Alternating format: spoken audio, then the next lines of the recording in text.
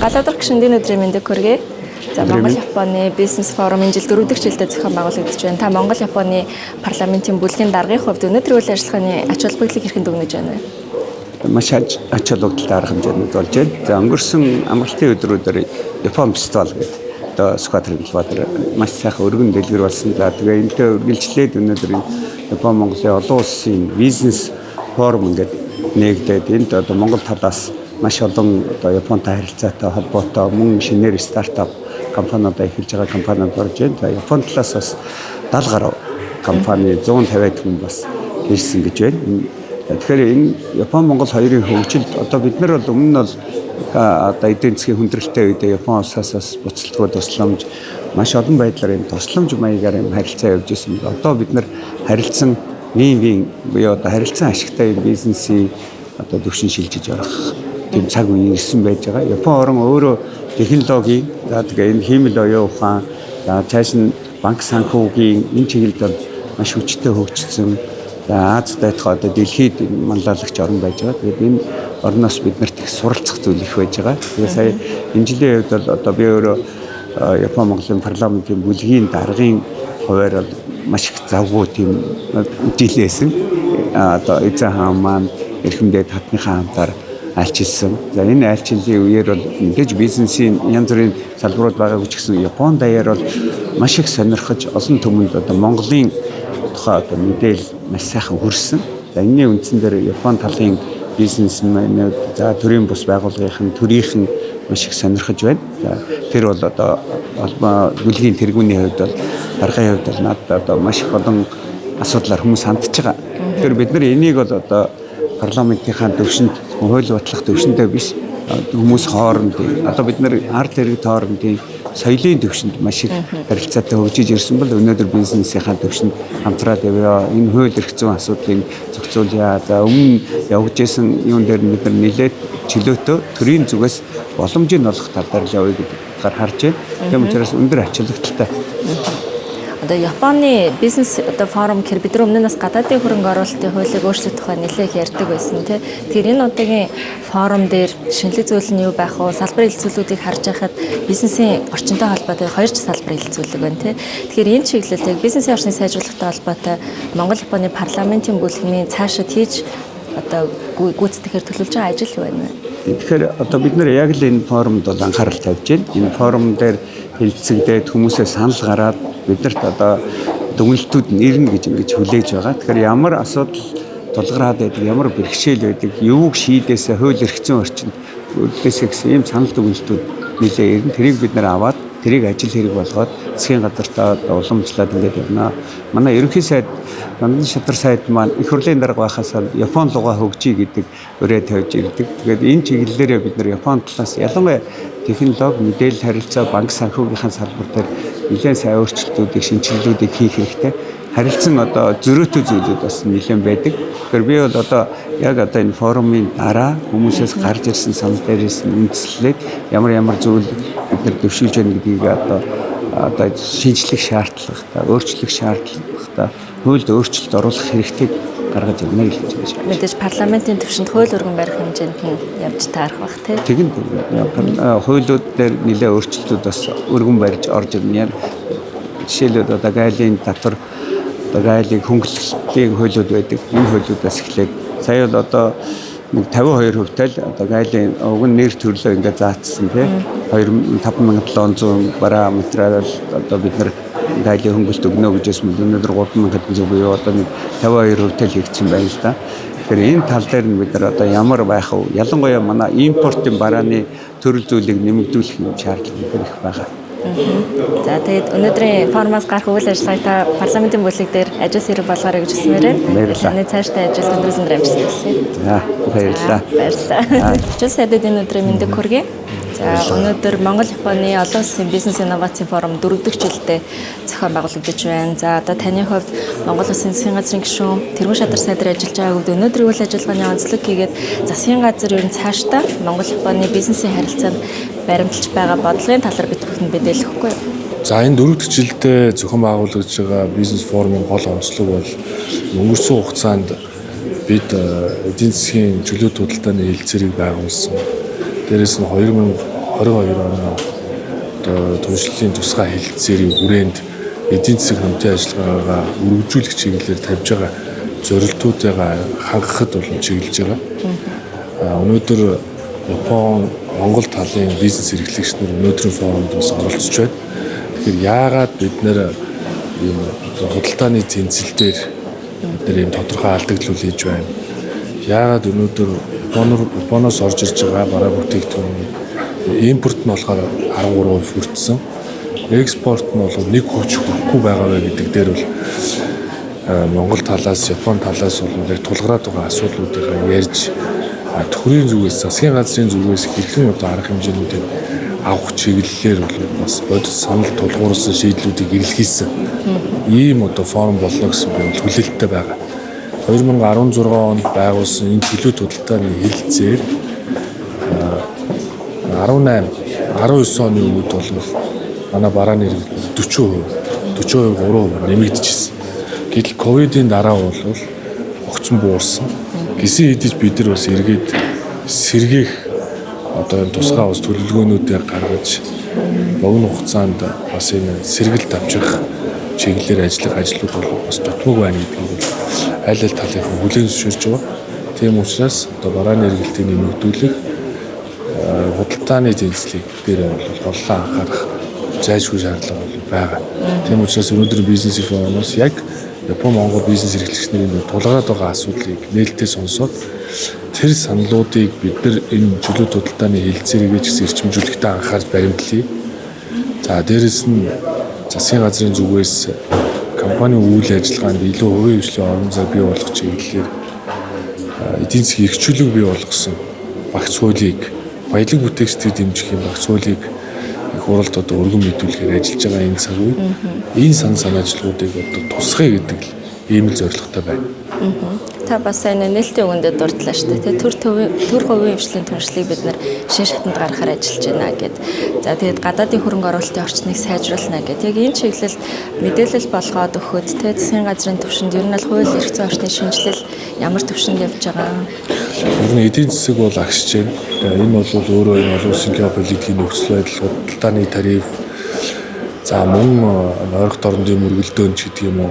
Олон улсад үүсэж байгаа нөхцөл байдал бол шууд усуудаараа манай эдийн засагт бол нөлөөлж байна. Манай эдийн засаг бол өөрөө уулуурхаан бүтээгдэхүүнээс хамааралтай. Тэр дотроо одоо нүүрснээс хамааралтай ийм эдийн засагтай ус болсон. Тэгэхээр бид нар нэмэн үртэх шингэсэн бүтээгдэхүүн үйлдвэрлэж чадсангүй. За бид технологийн агуулгын шингэсэн бүтээгдэхүүн үйлдвэрлэж чадахгүй байна. Дээрээс нь энэ чөлөөт худалдааны хэлэлцээрээр дамжуулаад энэ бол зөвхөн Японд хийсэн хэлэлцээр бол Япон улс өөрөө Монголд үйлдвэрээ бариад реэкспорт хийх буюу энэ Евразийн зах зээл рүү, Төв Азийн зах зээл рүү монголоор дамжуулж гарах ийм одоо боломжийг эрэлхийлж энэ боломжийг Японы одоо бизнес эрхлэгчнээс тавьж иж бид нар монголоор дамжуулсан энэ Азийн зах зээл рүү гарах шинэ одоо боломж юм а гэдгийг бас харуулах гэдэг энэ ажлуудыг бол бас төдийлөн бид хийж чадсан. Тийм учраас үүн дээр ямар асуудал тулгараад байсан бэ гэдэг дээр анализ дүгнэлтүүдийг худалдаа ажилтнуудыг танхимжлсан хийсэн. Тэгэхээр эдийн засаг агшиж байгаа үед бол төсвийг тэлэх бодлого байна. Төсвийг тэлэх бодлого гэдэг бол нэгдүгээр зорилт бол хувийн хвшилт байгаа ашиг багасгах. Тэр дотроо энэ төрлийн олон зохицуултуудыг, энэ олон зөвшөөрлүүдийг, за олон үе шатуудыг төрөөс нэгдэг одоо олон одоо бичиг баримтуудыг цахимжуулах гэдэг юм.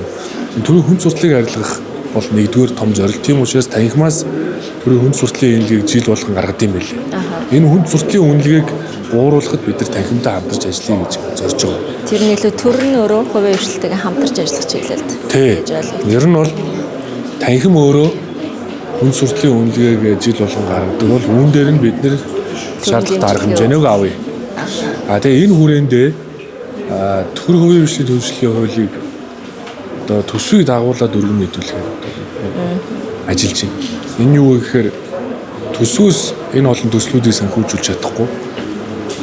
Тийм учраас үйл ажил засгийн газрын 4 жилийн үйл ажиллагааны хөтөлбөр жилийн төлөвлөгөө тусгацсан төслүүдийг урагшлуулахад хамгийн зөв одоо механизм бол өөрөө төр хувийн төлөвшил юм. Энэ утгаараа төр хувийн төлөвшил дээр үе шатуудыг нэгт бууруулъя.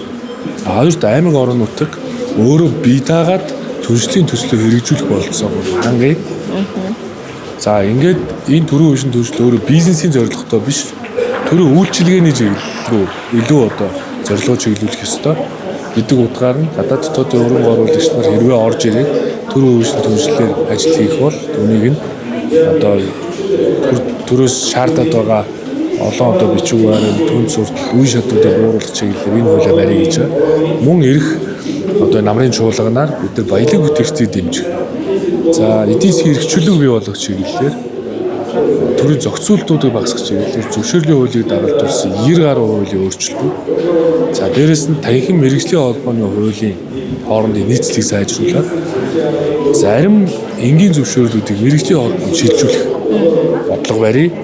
За мөн гадаадын шууд хөрөнгө оруулалтын хууль гэж байна. Foreign direct investment гэдэг нь гадаадын шууд хөрөнгө оруулалт, гадаад хөрөнгө оруулагчдыг хамгаалах, үйл ажиллагаа явуулах боломжоор нэг. Дээрэс нь ер нь гадаадын хөрөнгө оруулалтын хуульч бай, энэ төрийн үйлчлэлийн төлөвлөлийн хуульч бай, танхимын хуульч бай, энэ эдийн засгийн эрхчлөлөг баталгаажуулах хуульч бай. Гадаадын хөрөнгө оруулагч, бизнес эрхлэгч нарт гинтийн одоо no surprise гэдэг шиг гинтийн сюрприз байхгүй. Ямар нэгэн шийдвэр гаргах чивэл 5 сарын өмнө мэдээлдэг. Ил тод байдаг.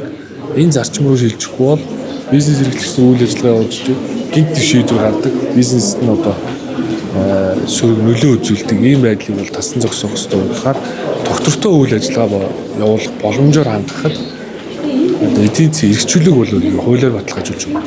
Ийм л одоо зорилготой байгаа. Тэгээд ирэх намрын чуулганаар одоо хэлцэх баг. Тэгээд үүнд одоо мэдээж энэ хуулиуд бол өөрөө Япон Монголын бизнесийн форумоос гарах сан ажлуудыг бас үүнд тусгая гэдэг зорилготойгоор бид бас анхааралтай ажиллаж байна, сонсож байна. Тэр өнөөдөр одоо 8 сарын 18-ны өдөр болж байгаа Монгол Японы бизнес форумоос гарч байгаа нийт 5 салбар уралдааны үр дүнг засгийн газар цаашдын үйл ажиллагаанд тусгаж хэрэгжүүлж ажиллана гэдэгт бол итгэж байна. Тэр та заавал ажил хэрэг болгоорой гэж бид бүхний зөвсгснээр байна. За, амжилт хүсье. Эвага Масаро санд энэ өдрийн мэндийг хүргэе. За, өнөөдрийн үйл ажиллагаа Монгол улс одоо Япон улсын хооронд бизнес үйл ажиллагааны одоо форум зохион байгуулдаг болоод 4 дахь жилтэйгээ золгож байна. Энэ жилийн үйл ажиллагааны онцлогийг та хэрхэн харж байна вэ? Энэ жилийн Монгол-Японы бизнес инновацийн форумын онцлог нь бизнес эрхлэх орчныг өргөжүүлэн тэлье гэсэн хүсэл эрмэлзэл өндөр байгаагаараа онцлогтой байна.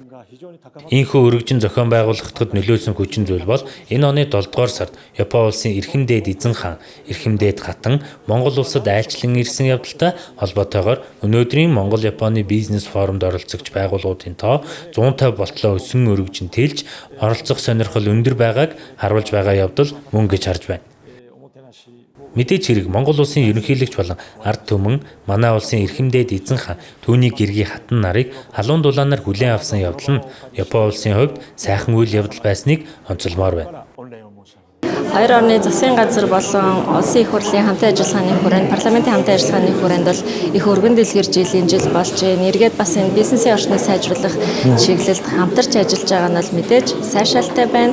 Тэгээд одоо хоёр улсын засгийн газрын түвшинд та бүхэн ямар бодлого баримталж байна вэ? Сая бол учрал сайд маань бол засгийн газрын түвшинд баримталж байгаа бодлогыг ярьлаа. Тэгэхээр Японы засгийн газрын зүгээс яг бизнесийг өргөжүүлэх чиглэлд ямар бодлого баримталж байна вэ? Бизнес эрхлэлтийн хувьд Монгол-Япон хамтран ажиллах энэ үйл ажиллагаа 2016 оноос эхэлсэн гэж болно. Бизнес хөгжлийн хэлэлцээрийн дагуу бизнес эрхлэлтийн орчинд хамтралууд хэрэгжиж байна. Энэ хугацаанд мөн дэлхийд дахныг хамарсан ковид цар тахлыг туулж, улс орнууд эдийн засгийн уналтанд орж, Монголын талаас Япон улс руу гаргах экспорт багассан явдал боллоо. Эдгээр нь сэтгэл хангалуун бус байдал худалдааны салбарт авчирлаа. Гэвч 2016 оны эдийн засгийн худалдааны хэлэлцээр Монгол улсын эдийн засгийн гадаад нөхцөл байдлын бодлогыг шинчилж хамтран ажиллах түншлэлийг хэрэгжүүлэх шинэ алхам болсон. Гэхдээ 2016 оны хэлэлцээрээр нэн тэргуунд хэрэгцээтэй байгаа салбарууд дээр цогц байдлын хамтын ажиллагааг өргөжүүлж, экспортын тоог хэмжээнд анхаарах бус эдгээрийг цогцоор хэрэгжүүлэхэд эдийн засгийн түншлэлийг чиглүүлэх нь чухал юм. Мөн тус хэлэлцээрийн хүрээнд 2025 оны 11-р сард Япон улсад төр хувийн хвшлийн түншлэлийн 11 дахь удаагийн уулзалтыг зохион байгуулах төлөвлөгөөтэй ажиллаж байна. Энэ хүрээнд Монгол улсын тэргуун шадар сайд бөгөөд эдийн засаг хөгжлийн сайд учрлыг заавал хүрэлцэн ирж өөрийн бүтэц бүрэлдэхүүний хамт Япон улсыг зорин энэхүү зорилтуудыг илүү эрчимжүүлэх, олон нийтэд таниулах хүрээнд хамтран ажилласаа хэмээн урилга хүргэж байна. Мөн энэ жилийн 7 дугаар сарын 27-ны өдөр Япон улсын Осака хотод болсон үзэсгэлэнт шадар сайд Дорж хаан өөрийн бүрэлдэхүүний хамт хүрэлцэн ирж олон улсын павильоноор зочлоод гарсан. Тус үйл ажиллагаанд миний бие хамтран явж Монголын бизнесийн павильонуудаар зочилж үзэж танилцсан. Энэхүү өдөр Монгол-Япон төдийгүй маш олон улсын зочид төлөөлөгчид хүрэлцэн ирж Монгол-Япон соёлтой танилцах боломж тохиосон гэж болно. Энэ хүрээнд Монгол улсын талаарх ойлголт илүү өргөжин тэлсэн гэж харж байна. Мөн өдрөлгийн үеэр эрхэмдээд хааны айлчлал ойрхон болсон учраас Япон хүний хувьд монголчууд Монгол орны талаар илүү ойлголттой болж илүү дотносон гэж бодож байгаа. Мөн тэр хүрээнд бизнес эрхлэгчид маань Монгол руу чиглэсэн давлгаанд нэгдэж хөрөнгө оруулалтыг тэлээсээ хамтын ажиллагаа өргөжөөсэй гэж харсан боломж бий болоосой гэж элчин сайдын хувьд хүсэж байгаа. Монгол улсын хувьд 2025 оны 1 сараас эхлэн Япон улсын засгийн газрын йений хөнгөлөлттэй зээлийг хэрэгэн сэргээх ажиллагааг дахин нээж баталгаажуулсан байгаа. Энэхүү ажлын хүрээнд Монголын талаас Чингис хаан олон улсын нисэх онгоцны буудлыг өргөжүүлэн тэлэх барилгын үйл ажиллагааг эхлүүлэхийг дэмжин хамтран ажиллахаар санал нэгдсэн байгаа. Мөн Япон улсын засгийн газрын зүгээс Монгол улсын хүний нөөцийн асуудал тэр дундаа ажиллах хүчийг чадваржуулах ажлын хүрээнд мянган инженер бэлтгэх чиглэлд хамтран ажилланаа. Түүнчлэн хэрвээ бидэнд боломж олцоо байвал мөн хөнгөлөлттэй зээлийн хүрээнд Монгол улсын жижиг дунд үйлдвэрлэлийг дэмжих йений зээлийн 1-2 дугаар үе шат явсан. Түүнийг өргөжлүүлэн дахин 3 дугаар шатыг эхлүүлэх гэсэн төлөвлөгөөтэй ажиллаж байна. Энэ бол Монгол улсад жижиг дунд үйлдвэрлэлийг дэмжиж байгаа тэдгээрийн тогтвортой байдлыг дэмжихэд арилжааны банкар дамжуулан урт хугацаатай олгох маш чухал хөнгөлөлттэй зээл байх болно. Үүнийг хэрэгжүүлэх нь Монгол улсын эдийн засгийн орчинд маш өндөр ач холбогдолтой хэмээн бидний зүгээс үзэж байна. Тэр өнөөдрийн форумд нийтдээ 5 удаагийн салбар хэлэлцүүлүүд явж байгаа. Үүн дотор жижиг дунд үйлдвэрлэл болон бизнес эрхлэгчид өөрсдөө үнэт цаас болон хөрөнгөний зах зээл зэрэг салбар хуралдаанаас гарах саналуудыг та бүхэн мөн Япон улсын засгийн газрын түвшинд хэрэгжүүлж үнийг бодлого болгон ажиллана гэдэгт итгэж байна. Тэгээд Монгол-Японы бизнесийн харилцаа улам өргөжинд хэлэх болтугай. За та бүхэндээ маш их баярлалаа. Лусан Жамц гишүүнд энэ өдрийн мэндийг хүргэе. Өнөөдрийн Монгол-Японы олон улсын бизнес инновацийн форумын үйл ажиллагааны явцын талаар сэтгэлдээс ярьж эхлэж байна. 4 дахь удаага зохион байгуулж байгаа Монгол-Японы бизнес форум амжилттай зохион байгуулагдж байгаа юм чинь оролцогч талууд их байна. Ялангуяа төрийн зүгээс тодорхой байдлыг бий болгох буюу цаашдаа Монгол улсын засгийн газар ямар бодлогоор үзэх, дээрээс нэмээ нийслэлийн зүгээс бас ямар үйл ажиллагаа салбарууд дээр Япон талд хамтарч ажиллах боломжтой байдгийг мэдээлэл өгч байна. Өргөн хүрээтэй цар хүрээ бол зүйл болж байгаа сэтгэлтэй байна. Тэгээд та бол Монгол-Японы парламентын бүлэг мэндийд дараагаар ажиллаад явж байгаа. Бас таныг Японд төгссөн гэдгийг олон хүмүүс мэдж байгаа тийм. Тэгэхээр бүлгийн үйл ажиллагаанаас гадна ер нь улсын их хурлын түвшинд бид нэр Монгол-Япон улсын хамтын ажиллагааны хүрээнд юуг анхаарал зохиох вэ гэдэг тал дээр та өөрөө хууль тогтоох байгууллагын гишүүний хувьд дээрэс нь яг энэ орны соёлыг мэддэг хүний хувьд та юуг харж байна? Юуг зөвлөх вэ? Хууль тогтоох байгууллагад ажиллаж байгаа хүний хувьд бол Монгол-Японы парламентын бүлгийг ашиглаад 2-3 зүйлийг хэрэгжүүлж байгаа. Нэгдүгээрт нь бол төрийн бус байгууллагуудтайгаа нягт ажиллая. Хоёрдугаарт нь Монгол бизнес үйл ажиллагаа явуулж байгаа Япон компаниуд мөн Японд үйл ажиллагаа явуулж байгаа Монгол компаниудыг холбосон ажлыг нь айлуулах эрчимтэй өргөжүүлж явах гэсэн зорилготойгоор бүлгийн дарга гал бодрох гишүүдтэй хамтраад ажиллаж байна. Өнөөдөр хөрөлцөн ирсэн байгаа бас төрийн бус байгууллагуудтайгаа санал сэтгэлийг сонсож явцгааж байна. Өчигдөр сая хагас бүтэн сайнаар Монгол-Японы соёлын өдрөлөг гэж боллоо.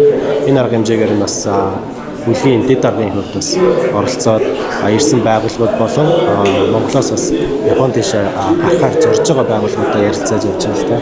Энэ дотор 2-3 зүйл ажиллагаа хийж эрчимжүүлэх гэсэн зорилготойгоор ажиллаж байна. Нэгдүгээрт нь бол энэ намрын чуулганаар ажлын хэсэг байгуулахаар төлөвлөж байгаа. Энэ ажлын хэсгийн зорилго юу байх вэ гэхээр Японд байгуулсан эдийн засгийн түншлэлийн хэлэлцээр одоо бид нэр эх жилд 10 жилийн хугацаа болгож байна. Хугацаа нь одоо дуусгаж байгаа гэсэн. Өнгөрсөн хугацаанд Япон талдаа хэтэрхий ашигтай байсан. Буюу Монгол улс та бүхний мэдж байгаагаар автомашин болон автомашины холбогдлолтой сэлбэг тоног төхөөрөмж, Монгол улсын тоног төхөөрөмж энэ зүйлүүдийн импорт бол бид нар маш ихссэн буюу 80-аас 90 орчим, зарим жилд бол 150 орчим өсөлттэй байсан. Нөгөө талдаа Монголын аж ахуйн нэгжүүд яг энэ эдийн засгийн түншлэлийн хилцээрийг ашиглаад Япон талдаа экспорт хийж чадж гэнэ үү гэхээр хараахан чадахгүй. Тулгарч байгаа асуудлууд дээр нэгдүгээрт нь бол стандартын дийлэхгүй байна гэж байна. Хоёрдугаарт нь бол тээвэр логистикийн хил дээр асуудалтай байгаа гэж.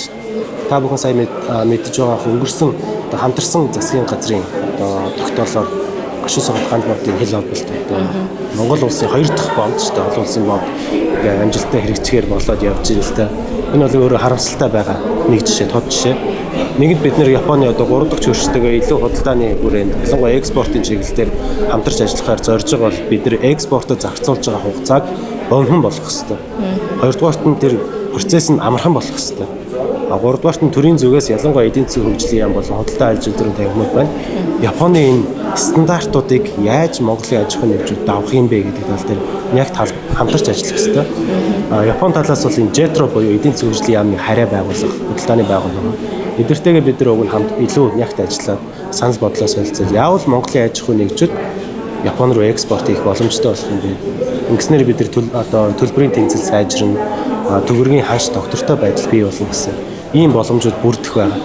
Тэр энэ тал дээр нь хууль тогтоогчийн зүгээс бол нэгт хамтарч ажиллая гэдэг хүмүүс тал бүрийн оролцоог анхаарал ажиллаж байна. Тэгээд илүү нөгөө соёлын интеграц талдаа бид нар юуг анхаарах хэрэгтэй байдгийг одоо магадгүй бас Япон бизнес эрхлэгчид ярьдаг л таам яг Монгол Япончууд хоорондоо бизнес эрхлэхээр үүсдэг асуудал нь ойлголцлын асуудал байдаг гэдэг. Тэгээд шинэ гэрээний үүргээ мөрдөдөг ч гэдэг юм уу тийм. Энэ тал дээр та яг өөрөө тухайн соёлыг мэддэг хүний хувьд одоо бас бүлэмийн харьцангуйс нэг соёлын хоорондын нэг тийм нийцлэг бас илтгэж явж байгаа хүн шүү дээ. Тэгэхээр энэ тал дээр та ер нь юуг зөвлөх вэ? Илүү одоо найрсаг зөвлөмж гэх юм уу? Японы бизнесийн соёл гэдэг ах зүйл уг нь бол байдаггүй. Зүгээр л дэлхийн нийтийн бизнесийн соёлыг л японочууд дагдаг. Монголын аж ахуйн нэгж ялангуяа төрийн байгууллагуудаас энэ соёлыг дагаасаа гэж бодож байна. Цагаа барьдаг болох хэрэгтэй. Нэгэнд хамтран ажиллахаар төлөвлөж байгаа бол хамтрагч байгаа хүлээлт гэдэг зүйл бол маш ёс зүйгүй зүйл. Ялангуяа бизнесийн соёл дээр бол хоёрдугаарт нь худлаа хэлж болохгүй. Байгуулсан гэрээгээ зөрчсөн тохиолдлууд бол сүүлийн 10-20 жилийн хугацаанд ялангуяа Японтой хамтарч байгаа аж ахуйн нэгжүүд хувийн хвшлүүд маань ч гэсэн төрийн байгууллагууд маань ч гэсэн худлаа ярьж яваад байгаа тал харагдаад байна.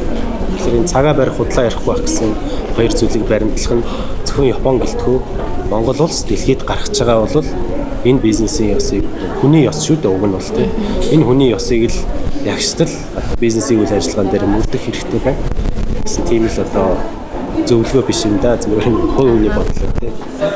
Тэгэхээр өнөөдөр нийтдээ 5 салбар оролдоо явж байна тийм. Илтгэл хэлэлцүүлгүүд мөн явж байна. Та бүлэмийн гишүүний хувьд дээрс нь хууль тогтоох байгууллагын гишүүний хувьд эдгээр үйл ажиллагаануудыг хэрэгжүүлнэ гэдэгт бол нэгтгэж байна. Тэнд тэгээд амжилт хүсье. Тийм ингээд гол нь оролцоотой байхгүй буюу proactive гэж ярьдаг. Аж ахуйн нэгжүүд болон хувийн одоо салбарынхаа төрийн бус байгууллагын маань өөрсдөө оролцоотой байж хууль тогтоох байгууллагын зүгээс дэмжиж ажиллах бололцоонд бүрдэнэ. Өөрсдөө оролцоогүй байх юм бол хөгжих ямар ч боломж байхгүй учраас иймэрхүү төсөл арга хэмжээг ялангуяа ивентийг байн зохион байгуулад одоо хоёр улсын хооронд гүүр болж ажиллах холбоос нь болоосоо гэсэн байдлаар энэ үйл ажиллагааг цаашдаас дэмжиж ажиллахыг илэрхийлж байна. За маш баярлалаа танд амжилт хүсье.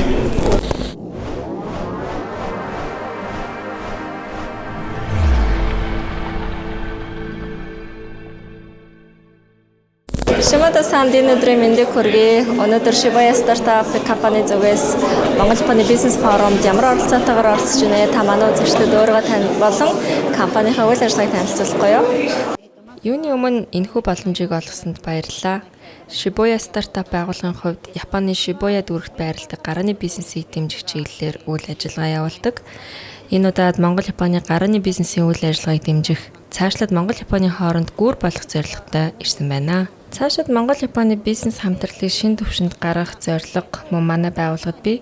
Энэхүү зорилгын хүрээнд Shibuya дүүргээр хязгаарлагдахгүй Улаанбаатар хотын хэмжээнд худалдаа аж үйлдвэрийн танхим зэрэг мэргэжлийн байгууллагуудтай хамтран ажиллахад нээлттэй байхыг зорж байна. Өнөөдрийн форумын бас нэгэн онцлог Shibuya Startup-аас манай одоо Монгол улсын зохион байгуулсан тэмцээний сүүлийн шалгаруулалт мөн энэ форумтай зэрэгцэж явагдаж байгаа. Тэгэхээр энэ шалгаруулалтын үйл ажиллагаа хэрхэн өрнөдөг вэ? За тэгээд цаашлаад энэ өдөр шагнал гардуулах энэ онцлог үйл явдлынхаа талаар та бидэнд хуваалцахгүй юу?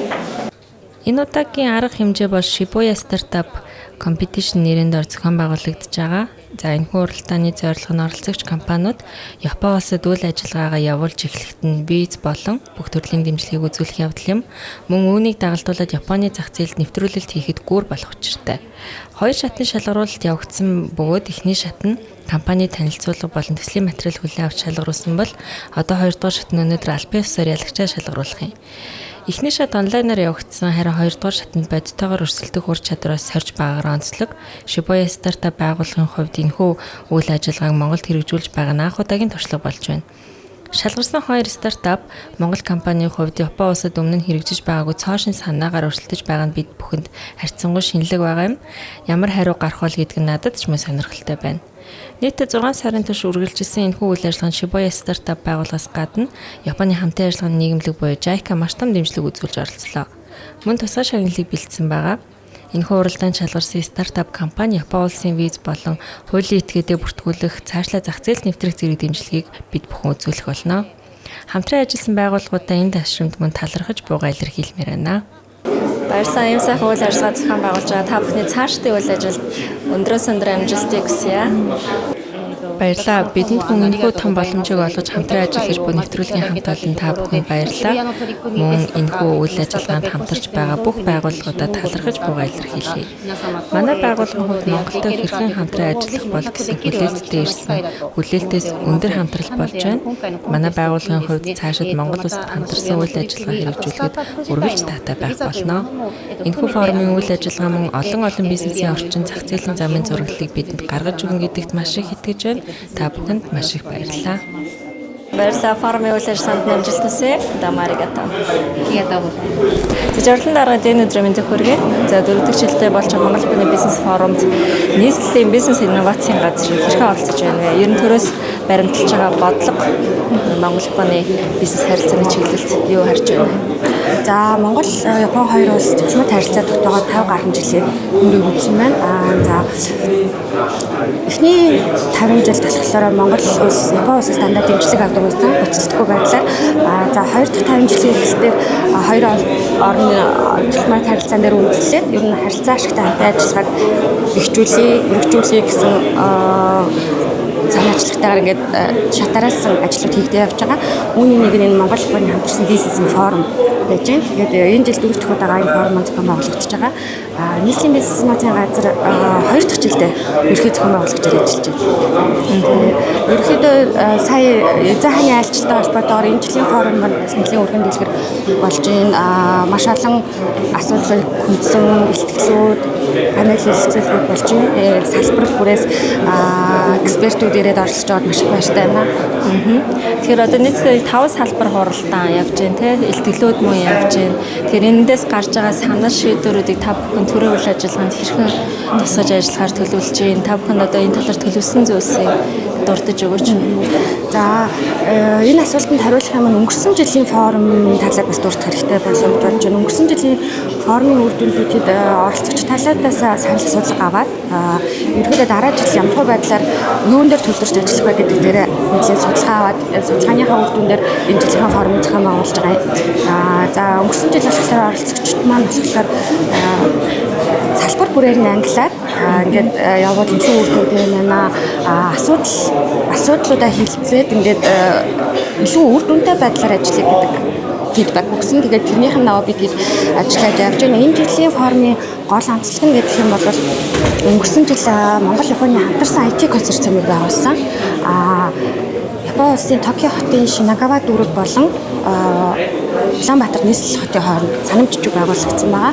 За энэ санамж жижигөрөнд нэг жилийн турш ямар ажлууд хийгдчих вэ? Одоо цаашдаа юу хийх вэ гэдэг асуудлуудаа өнөөдөр ярилцж байна. Мөн дахиад Токио хотын Shibuya дүүрэгт байрладаг Shibuya Startup Support гэдэг байгууллага байдаг. Энэ байгууллагатай бид хамтраад Монгол улсад үйл ажиллагаа эрхэлж байгаа гарааны бизнес эрхлэгчдийг Японы зах зээл рүү гаргах ажлыг эхлүүлээд энэ жил бол ингээд ихний жимэн татагдчихж байгаа онцлогтой байна. Одоо тэд бас нэг үйл ажиллагааны нэг хэсэг чинь одоо яг тэр Shibuya стартап компани те одоо сонгон шалгаруулалт бүтэн 6 сарын туршид болж исэн бизнесийг сонгон шалгаруулад Японоос руу явуулахаар одоо ийм үйл ажиллагаа явж байгаа гэж сая бас Shibuya стартап компани төлөөлөл бас ярьж байна. Тэгэхээр энэ үйл ажиллагааны талаар бас дэлгэрэнгүй мэдээлэл өгч. За ер нь Монголын гарааны бизнес стартап компаниуд бол маш гоё санаанууд гаргадаг. Чадварлаг залуучууд бас байдаг.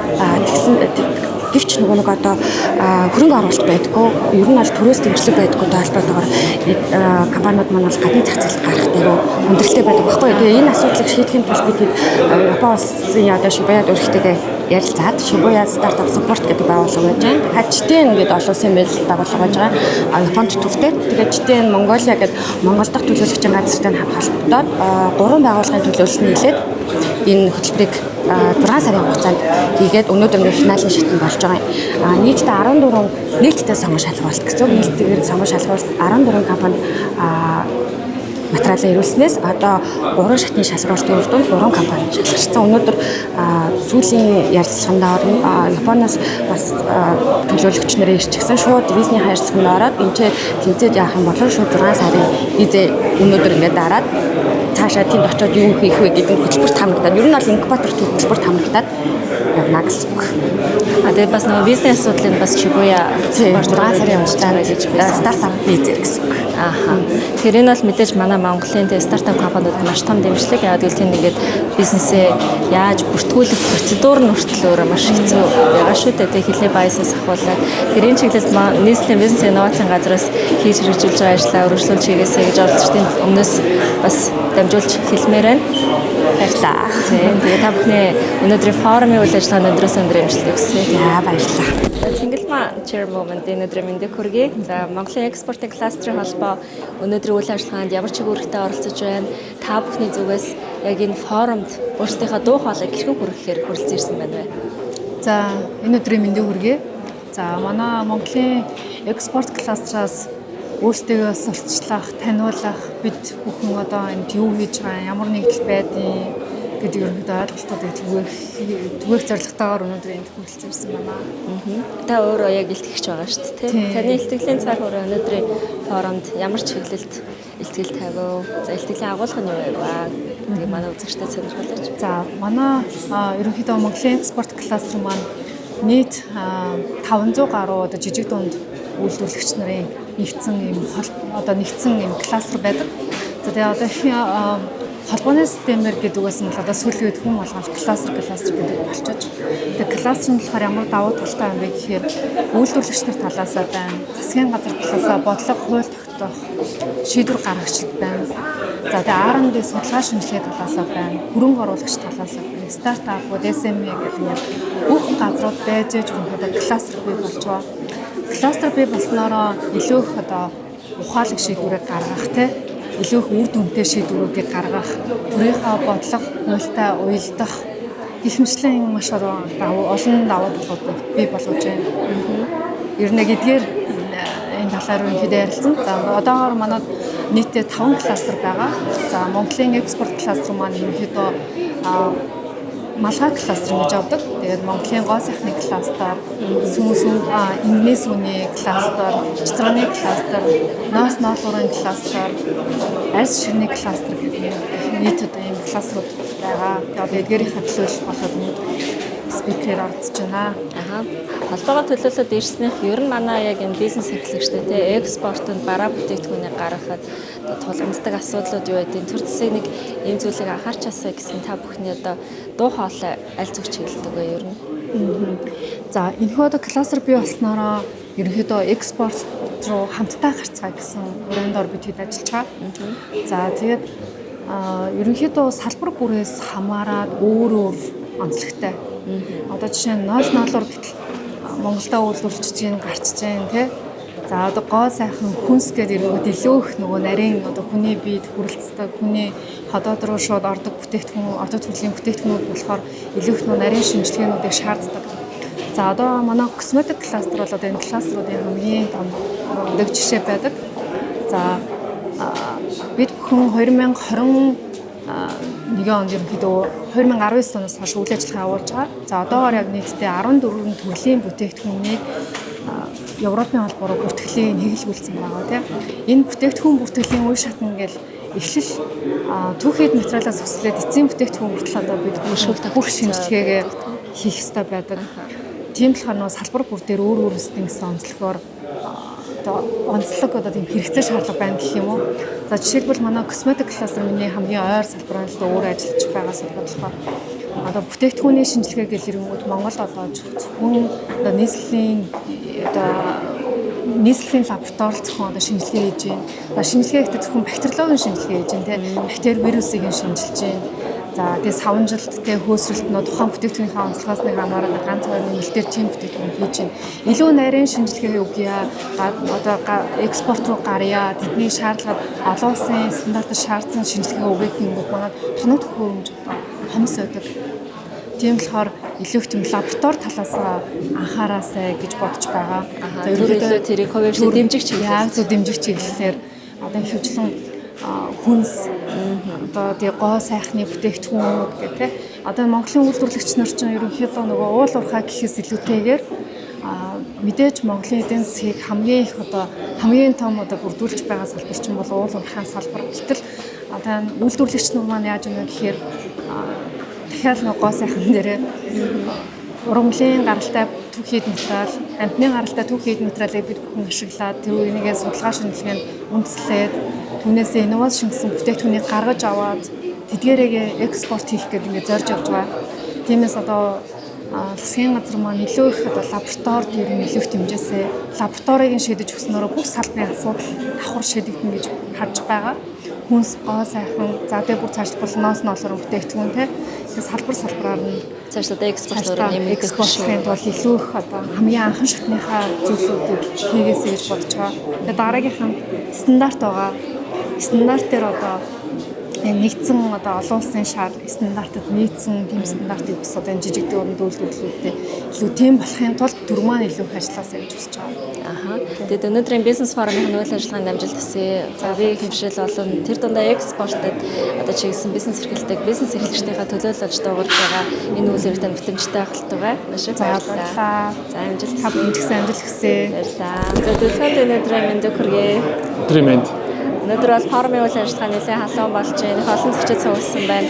Энэ жилийн Монгол-Японы бизнес инновацийн форумын онцлог юу байваа? Мэдээж бас оролцогчид хэлж байгаа л та өмнөх жилүүдээс харьцангуй өргөн дэлгэр болж байна гэдэг. Тэр та бүхний зүгээс зохион байгуулалт болон одоо форумын үйл ажиллагааны онцлогийг хэрхэн харж байна?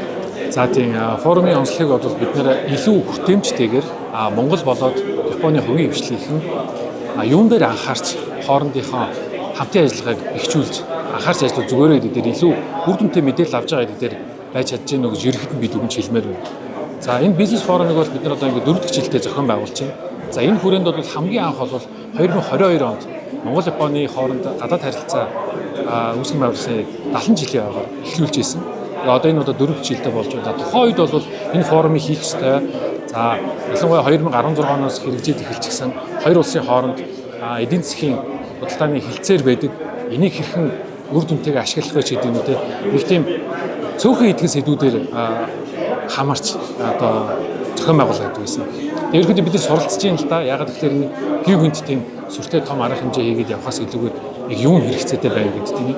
Тэгэхээр энэ жил бол одоо жишээ нь салбар маань нэмэгдэж байна. Жишээ нь манай Монгол дахь Японы худалдааны танхимын зүгээс бас хувийнхаа хэмжээнд өөрөө би эрхэлдэг ажлынхаа хүрээнд хөрөнгөний зах зээлийн тухай бас оролцуулж ярья гэдэг тийм ээ. За энэ хүрээнд манай хөрөнгөний зах зээл бас шүүмжлэлтэй байдаг ч гэсэн энийг тэлэхэд ялангуяа биржийн бус зах зээл гэдэг зүйл бий болоход Японы ялангуяа JICA-гийн төсөл хөтөлбөрөөр Японы үнэт цаасны мэргэжилтэнгүүд төрж бас зөндөх үнэтэй зөвлөгөө өгсөн байдаг. За энэ хүрээнд Монголын савын төсөл хороо JICA-тай хамтраад цаашид ер нь хэрхэн энэ зах зээлийг хөгжүүлэх дээрвэ гэдэг дээр анхаарал ажиллаад ингээд биржийн бус зах зээл үүссэн байх чинь. За өнөөдөр биржийн бус зах зээлийн тухай банк санхүүгийн хэсэг дээр ингээд нэг нэмэгдээд сайхан бас ихтгэл яриа явнаа гэж би найдаж байна. Иймэрхүү байдлаар бас Япончууд маань Монголд шинэ зах зээл хөгжиж байгаа бизнес илүү мэдэх ёстой болов уу гэх тийм олон талын зүйлээс гарч байна. Тэгээ Монголын Японы худалдааны танхимын хүрээндээс энэ тодорхой хэмжээний төсөлтүүд хэрэгжүүлэх үйл ажиллагаа хэрэгжүүлээ явж байна те. Тэгэхээр форумаас гарч байгаа одоо нийт салбар хуралдаан хэлэлцүүлгүүдийн үр дүнг жишээ та бүхэн яаж үйл ажиллагаанд тусгаж ажиллах вэ? За маш чухал асуулт байна. Бас маш хүнд асуулт байна. За манай Монгол Японы худалдааны танхимын хувьд бол 2022 оны ихээр үүсгэн байгуулагдсан. За тэгэхээр ерөнхийдөө бол маш 4 жил орчим үйл ажиллагаа явуулж байгаа юм байж байгаа. За манай танхимын үзүүс бол одоо Japan Golden Week Expo гэдэг Япон бүтээгдэхүүнүүдийг сучлах юм арга хэмжээг зохион байгуулдаг. Сая бол одоо жишээ нь улсын их дэлгүүрийн урт талд байдаг одоо бидний хэл засгийн фонтан ориглоор гэж ярьдаг тэр талбайд бид нар одоо хийсэн байх жишээ нь тийм ээ. Иймэрхүү байдлаар Японы арга бүтээгдэхүүнийг Монголд үйлчлэгээх тийм ээ нэвтрүүлж байгаа байгууллагуудаа дэмжих хэмжээнд ажиллаж байна. За тэр байгууллагуудаа энэ форумынхаа мэдээллийг өгөөд бүтээмжтэйгээр оролцох талаар ингэж явж байна. За яг одоогоор бол зөвхөн манай байгууллага төдийгүй JICA-гаас болоод яг энэ форум дээр ямар хэмжээний хэлцлүүд яг идэвхтэй өрнөсөн бэ гэдэг дээр бол яг статистик мэдээлэл бол бүрэн авч гаргаж чадаагүй л явж байна л та.